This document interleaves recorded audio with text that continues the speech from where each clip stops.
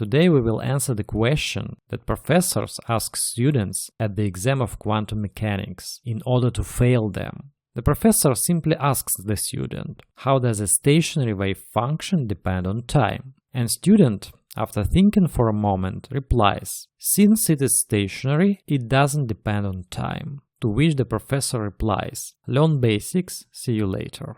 That is because, in fact, a stationary wave function, that is a function psi, which is a solution to the stationary Schrödinger's equation, is represented as a product of two factors, one of which is the function phi, which depends only on the coordinates, but doesn't depend on time, and the other is a complex exponent e to the power of minus I omega t, where I is the imaginary unit and t is time. Why is this so? Because the physical meaning has the square of wave function modulus, but not the function itself. The square of its modulus corresponds to the probability density of detecting a particle at a given point in space at this particular moment. And this square of the modulus for a stationary wave function will not depend on time. Indeed, let's see what is this square of the modulus is equal to.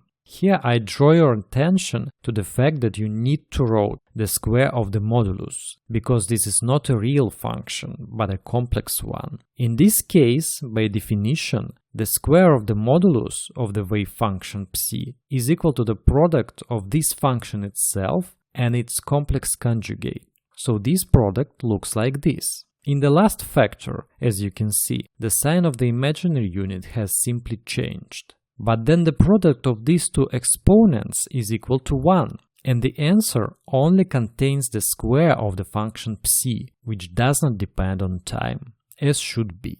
Therefore, despite the fact that the wave function is stationary, it still depends on time, and this dependence is located here, in this complex exponent. Here is a tricky question from professors. Do not fail into this trap at the exam. That's all for today. Thank you for watching and all the best.